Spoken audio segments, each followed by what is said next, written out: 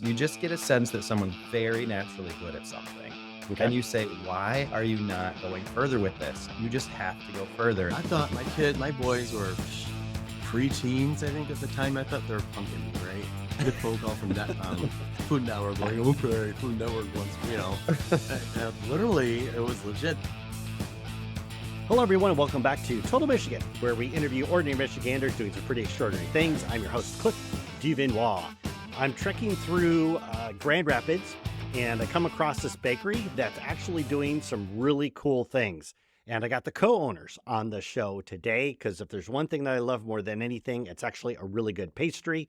And what they're doing over there is nothing short of extraordinary. So, ladies and gentlemen, please welcome to the show the co-owners of Cakabakery out of Grand Rapids. That would be Peter Jacob and Jason Kakabaker. Peter, how are you? Things are great. Awesome. Jason, how are you doing? So good over here in cold West Michigan. Yes, and we're going to talk about the fact that we're doing the interview remotely here in just a second. But Jason, if you would tell us, what is Cakabakery? Yeah, so we're a custom bakery based out of Grand Rapids. We customize bake uh, cakes and cookies and cupcakes, about anything you can imagine. Everything's from scratch and made with a lot of love. Nice. What I would like to do is I want to start diving into the backstory behind Cakabakery. Yeah. So, Peter, let's start with you. Why don't you tell us, where are you from? Where did you grow up?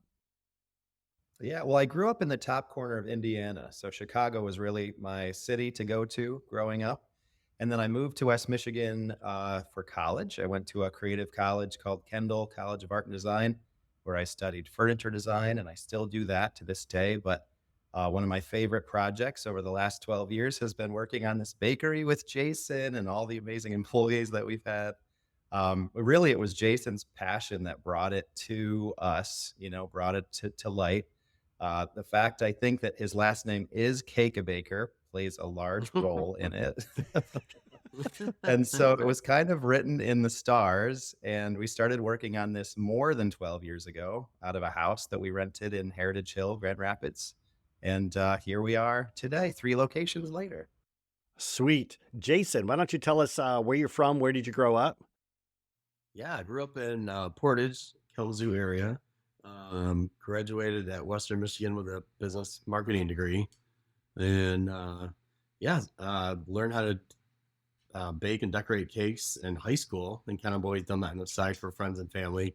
I have 3 kids, and they've always gotten these real bougie birthday cakes every year, so I stuck with it, and it's in the last name, as Peter said.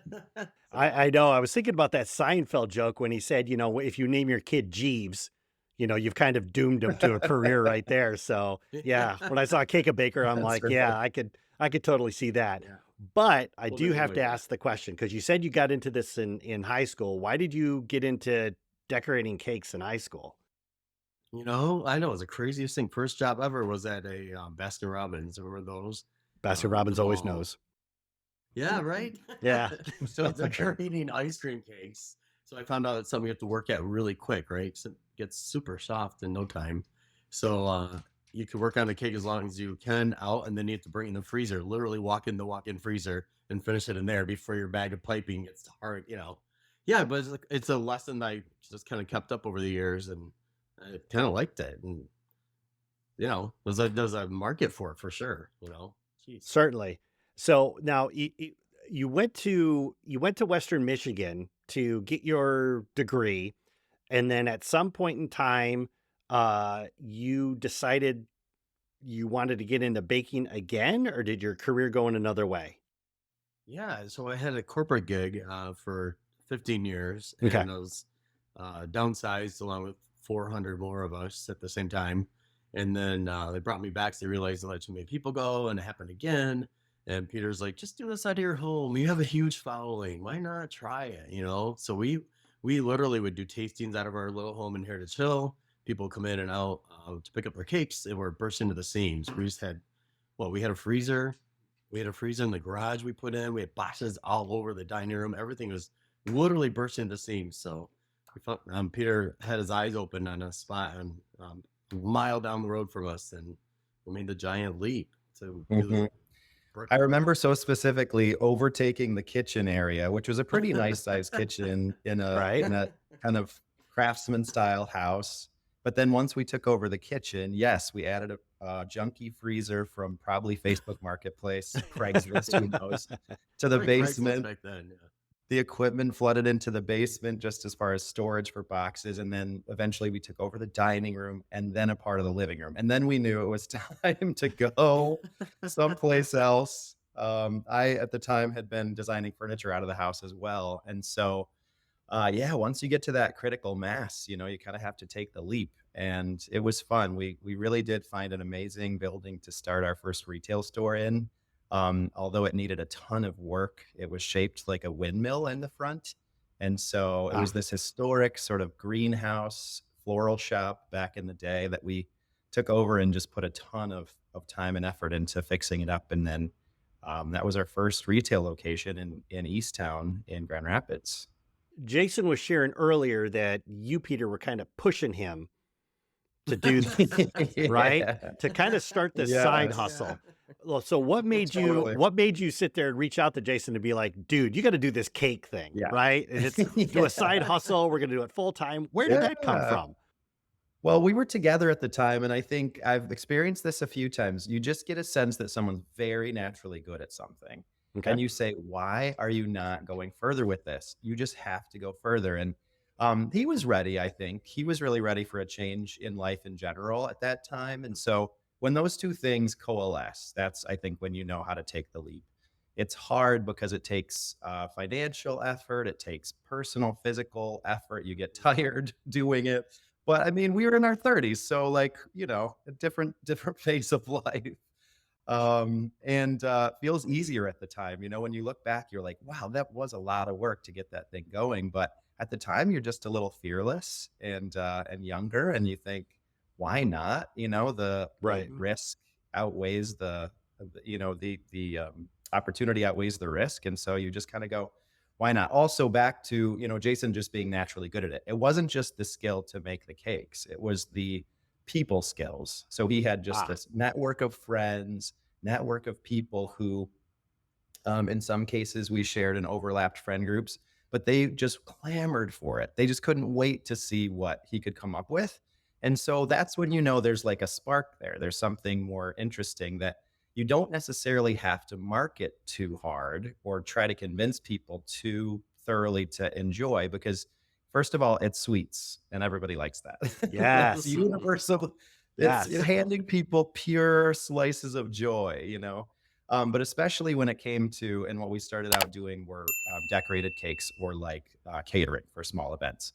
And that's when you just know you're just going to light up someone's event, you're going to light up their day, and his ability to do that, and then feathering in the thing that I could bring to the table, which was this was so long ago that it was early days of Facebook, not the earliest days of Facebook, but I'd say the earliest days when you could market your company for free on Facebook.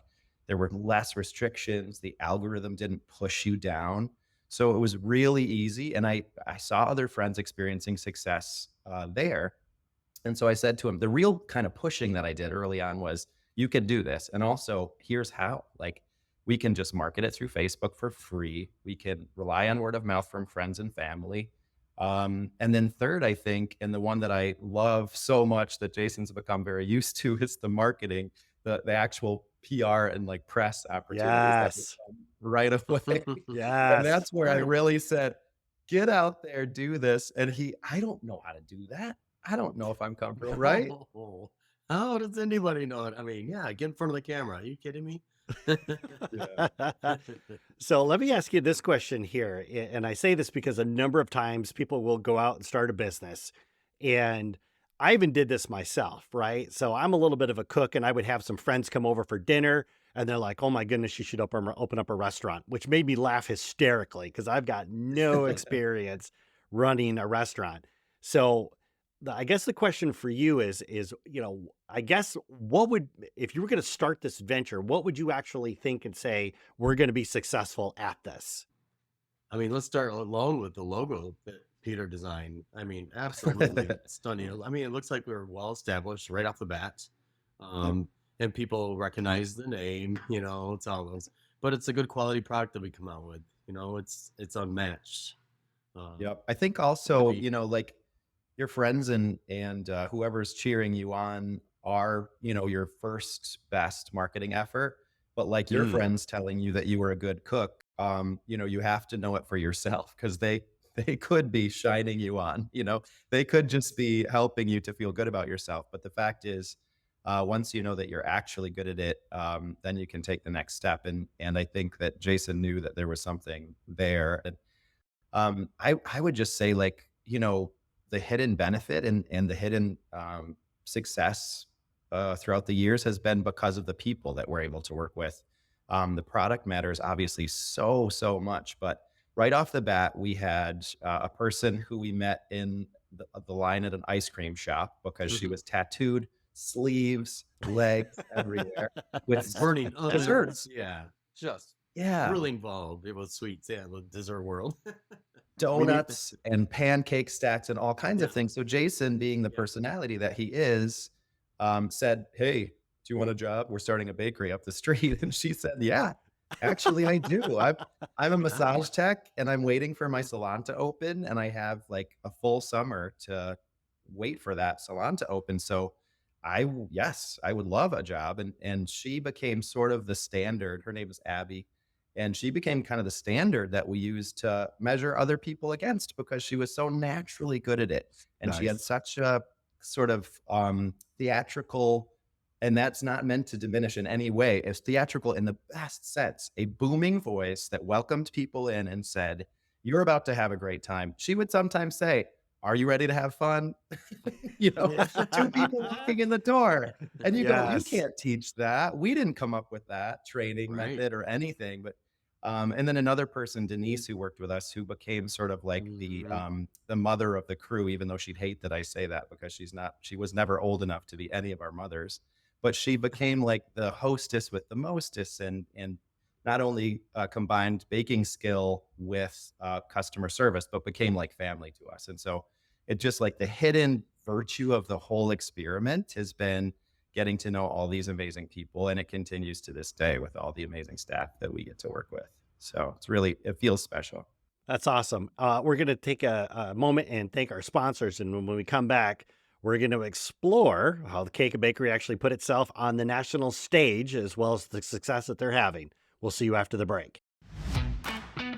Hey, if you are enjoying these great interviews, just take a moment and go to totalmichigan.com/join, and you can get these episodes sent directly to your inbox because there's a lot more great stories coming.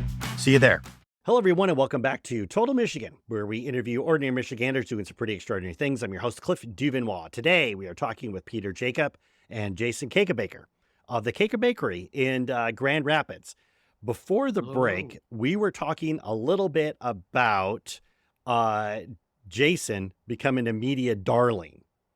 So what I would like to do I is don't I'd know like to about explore that that. because I know you've been on the Food Network. So why don't you talk to us first off about, when Peter came and suggested this to you, what was your thoughts like initially behind it? And then why did you just decide to do it after that? You know, I was a part of a vegan cupcake contest in Grand Rapids, and I beat out all the other local participating restaurants, that type of thing, which felt good. Well, there's a blog that picked up on it. It's a national blog, and wrote about it, whatever. And then the Food Network producers got a hold of this blog and contacted me one night randomly. And I thought my boys were pre-teens, I think at the time. I thought they were punking me, right?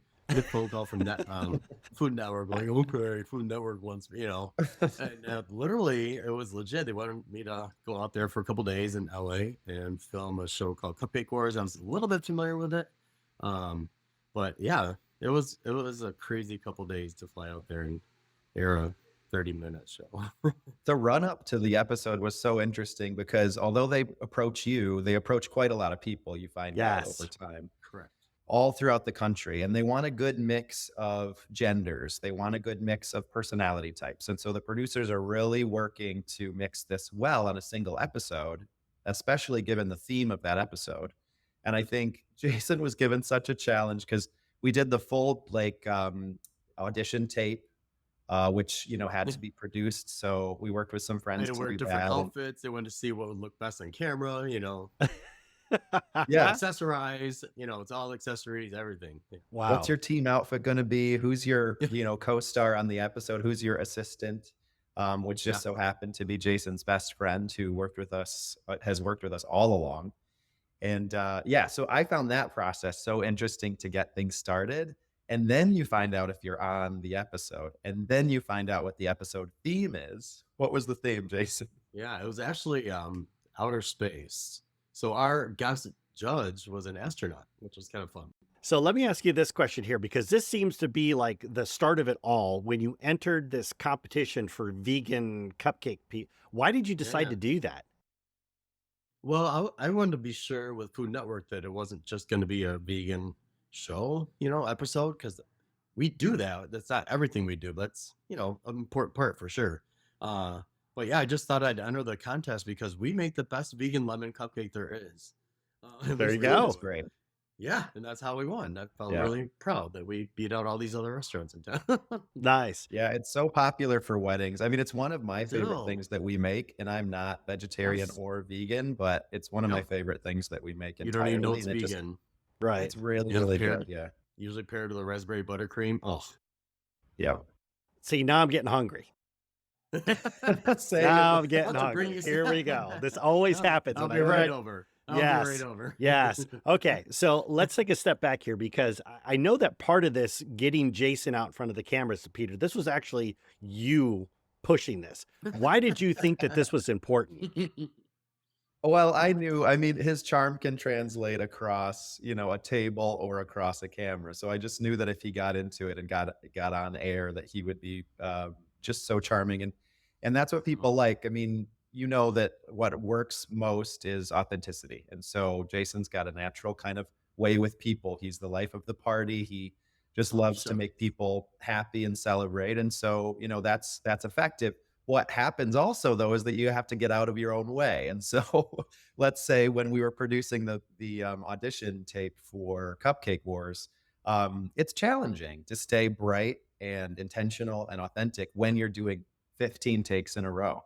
So our friend Neil, who was helping us produce that video, our friends Jamie and Aaron from behind the scenes, we're all, trying not to make him feel self-conscious, but also trying to coach. And that Yes. can be difficult to get through, right? Well, So yeah, to your point, most people, when the camera turns on, they shut right down, right? Yep. That's Yep. just natural to just, and they're like, okay, do it again, take 5, but really mean it this time. Like take sell that, me, yeah, sell really me, sell yeah. it to me. Right.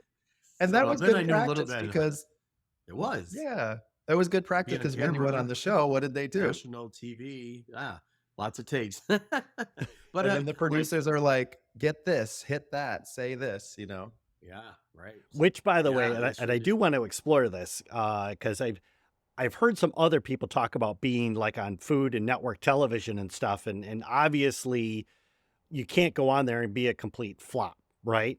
So I guess my question to you is, when they make these shows, they're creating drama that's on there, whatever it is. So talk to us about what it was really like to like be on there, because yeah, I could just see you're zoned, you're in the game, you want to make the cupcakes, you want to win this competition, but yeah, you've got like a sure, producer shoving a camera in your face saying, exactly. okay, cry.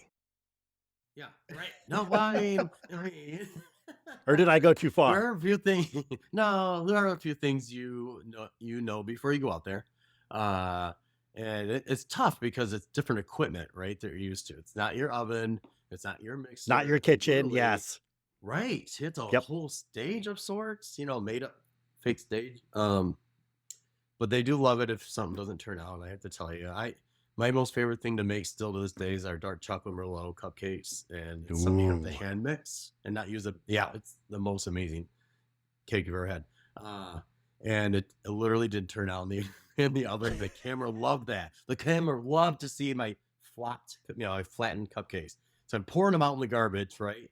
So because that timer is real, when that goes off, Yes. you're literally done with the round. So I had to remake them, and the camera loved that. I was all frustrated thinking about it all over again. Yeah, I remember them having him like, "Wait, slow down. We don't have the camera in the right place for you to throw these cupcakes away." And he's like, "Throw I Yeah, have to." Oh Like my he's goodness. embarrassed. Like, "This I gotta didn't start work. all over. I Yeah. wanna hide." Yeah, I wanna hide away, but they're like, "Stop." we need to reposition so we can get you throwing them away. And if you want to curse, curse. Like, that's great. Right. Like, if we have to if we have to bleep you, that's okay. And they're like, go Well, ahead. Please do. Please yeah. do. Oh my goodness. Yeah, go ahead. Let's Yeah. Yeah. And they love it if well, they want you to talk while you're making a recipe, right? You're Right. cooking and baking and stirring or whatever. And they want you to talk, the producers in your ear telling you to tell us what you're doing, tell us what you're doing. Well, we don't do that in the bakery. You're doing your thing. You're Yes. not still making frosting, everyone. Still making, same frosting. but you have to, same frosting. Yeah. But, yeah, Still that doing was it. quite the trick. And- Yeah. And Peter kind of alluded to this before about like leveraging Facebook. So what I want to do is I want to talk about like real practically, like what did this do as far as like your social online presence? Oh, man. Like how did Grand Rapids respond to this, knowing that one of their own was on national television? Yeah, thanks. Oh my gosh. We made a huge watch party out of it. So we had a restaurant downtown that helped us rent out this giant room. We had all of our Sweet. closest friends and family Sweet. there and our best customers. And TVs all around us. And Peter made huge posters and we had lots of all the treats we made on the show. And it's just so surreal to see yourself on TV. You don't know how you're going to be. Yes. You don't How know they're going you're to edit it and across put it and together. read. Yeah. Mhm. Yeah. Whole different thing. Nerve-wracking as heck. But really, really funny special night. One of the best things too is that our friends helped us produce this event where we had a watch party, and it's so buzzy and so fun, and like he alluded to earlier, his kids are real pranksters. I think his whole family and a lot of our friends also play jokes, and all in good fun. But it comes to the end where they're gonna say, and like he's on a non-disclosure Ugh. agreement, and so he can't Yes. tell anyone what the result of the show is. But of course, I was out there for the taping, and so I knew what the result was. One of two people, maybe three in the world, other than the people who worked on the show. And so I know he came in second place. I know he was first runner up. Okay, that's fine. It's great. That means he made it through all the stages of the show. He got to be in the finale. He got to do the final display piece. So cool, right? We get to the watch party, and I turn to my friend who helped me, Jamie, who produced the event with me. I go, I think they lied to us. I think they won. I think when they came out of the show, they said he and Baker, this would be so them, said to their partners, her partner and me, uh, second place, that's okay. We had a fun time. It was a long day, whatever, we're tired. No, I was like, now I'm determined. They won. So I'm in the watch party getting bright red, feeling like excitement in a fresh way, because I'm like, what if they won and they lied to us? Which could be. It really It could was have. such a build up. You're right. It was quite to watch it again. Every time I That's watch, I think I'm fun. gonna win it. I'm sure, Jason, you feel the same way, but it paints a whole new reality for you about these competition shows, because what is sort of has to be for organization and strategy, and just to be able to actually produce a show. What's not real, but then you also kind of come away with what is real, which is the timers and the amount of Yeah. equipment and the helpers that you have behind the scenes. Those things are all real and really impact the experience that you have and the edge that you have in the competition. And so that's cool. So now I can't watch Bake Off without thinking of Cupcake Wars, which is still one of my favorite shows. Yeah. Jason's traumatized for life. He can't watch anything. Yeah, I can't watch a lot of reality shows now. Yeah, I bet. If somebody is listening to this episode and they want to stop by Cakabakery, what would be like some of the delectable treats that you would say, if you're going to come here, try this or do this? Yeah, so our dark chocolate merlot, like I alluded to earlier, our banana cupcake with peanut butter buttercream is our signature. It's our staple. We have that every day. And then all the other cupcakes rotate out every day. But our cookie that you have to try, we won best dessert in Michigan a few times now, is with our chocolate chunk cookie. So it's quarter pounder, the dark chocolate chunks, and the brown sugar and the white sugar. Oh, I'm sorry, Just did you say a quarter pounder?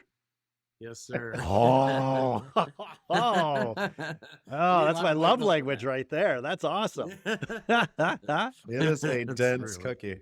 It is. Peter, what is one of your favorite pastries from there? Ooh. So many favorites. I love that I've been wrong about a lot of things over the years. So from my perspective, I'll try to guide things, and I'll say, I don't know, is cutting a cake in person like the most elegant thing to do? Mm. But the cake by the slice is so Yeah. popular, and I wish we could have it every single moment that we're open, but they often sell out by noon. So you have to really get in there to get the cake by the slice. So that's a favorite, and those flavors rotate all the time. I love, and this one has a tiny story behind it, but I love the cinnamon roll so much that we make. We do cinnamon rolls that are frozen. You can take and bake at Cliff. home, and then we also make them fresh every Saturday. And they're so fresh, they're so light and fluffy. And one of the locations that we have in Holland is was purchased from my sister who owned a bakery there herself. And she developed this cinnamon roll recipes, one of the only recipes that Jason didn't perfect himself or with help from staff. And so this is my sister's cinnamon roll recipe that is real risen dough, beautiful, overnight, puffed up, flavorful, amazing. And it just cannot be beat. And I will have anywhere that I go, there's a restaurant in Chicago that I love who has an amazing cinnamon roll. Anywhere that I go, I try to compare their cinnamon roll to ours, and not just for favoritism, but ours is still the best I've ever tried. Yes. It is Yes. absolutely something to be proud of. Yeah, it's wonderful. Well, So I now look know what forward I'm to going to get when Saturdays I for that. go. Yeah, I Sure now you know you what are. I'm going to get when I go the next time I'm Sure. there, because I'm a nutball when it comes to cinnamon rolls. So yes, Oh, they're that's just awesome. so you will not be disappointed at all. Yes. It goes so well with a cup of coffee. Oh, Yeah, yeah, yeah, yeah. yeah. Okay. So besides being super hungry right now, Peter, Jason, if somebody's Yeah. listening to this and they actually want to stop by Cakabakery, find you online, whatever it is, talk to us. What's your address? What's your website? What's Yes, sir. your social handles? Talk to us. Yeah, we're at We've got it all. on East Fulton, 919 East Fulton, a mile east of downtown Grand Rapids. And we're at the Cakabakery on Instagram, and same with Facebook. Come find Yep. us. And Wednesday also through our Saturday. website is yep, our website is essential because you can start your order there. So you can either call us, start an order that way. We do a ton of custom. I don't know if we hit on that as much as we should have, but we do weddings and events like crazy. Catering is more than Perfect. half of our business. And so we do customized cakes all day, every day. And we really have become one of the trusted sources for customized cakes in West Michigan in general. So we have 2 Holland locations, one on 8th Street, one on Lakewood Boulevard, and then that Grand Rapids location, and then social media just everywhere. So Awesome. Perfect. So I'm super hungry right now. So Peter, Jason, it's been awesome having you guys on the show today. Thank you so much for coming on. oh, Thank thank you you, for Cliff. Yeah, it's been fun.